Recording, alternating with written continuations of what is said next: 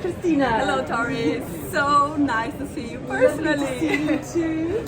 So please tell everybody a bit about yourself and the work that you do. Well, obviously you do wonderful podcasts, like we may have been on an Equus Insights podcast. Thank you very much for the invitation. Wonderful. But tell everybody about your research and your lecturing and everything you do. That's great. So I'm Cristina Reschke. I'm based in Ireland, working at the CSI and School of Pharmacy and Functional Research Center. And the main focus of my research is understanding the circadian rhythm disruption impact in the brain.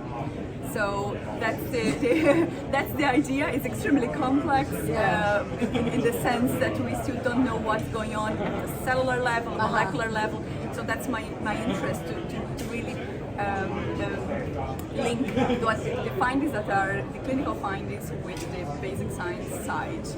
Wow. So, yeah, so that's I believe that that's something that's extremely important to develop better therapeutic approaches and to discoveries in a more precise way.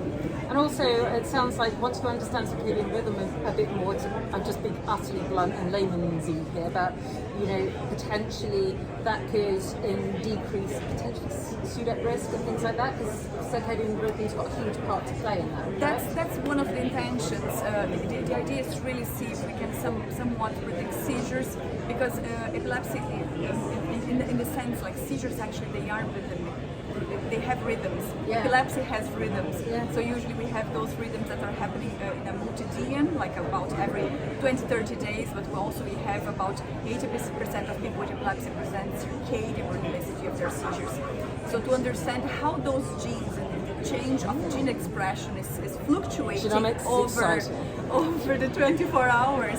So it's extremely important, because sometimes we look at things and we're developing new therapies and we're looking at genes that are upregulated or downregulated in epilepsy or even in epileptogenesis in the brain, and we don't understand exactly what is actually the dynamic of those genes and how they could be changing. Some of them will, a third of our genome, the protein coding genes are actually fluctuating in a circadian way. So we can have like a little bit more dynamics involved than we maybe previously thought. What a polite way to put it.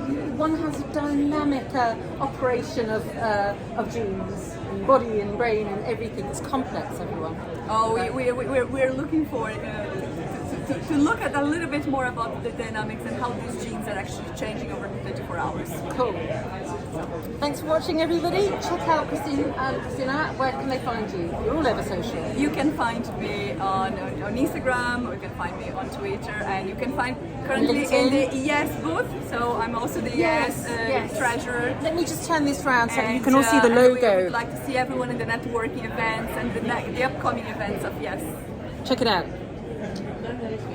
There's the logo. Oh my god, this is so professional. Right, there you go. There's the logo, everybody. And the backwards links to everything. But thank you very much, everyone, for watching to this on the fly recording.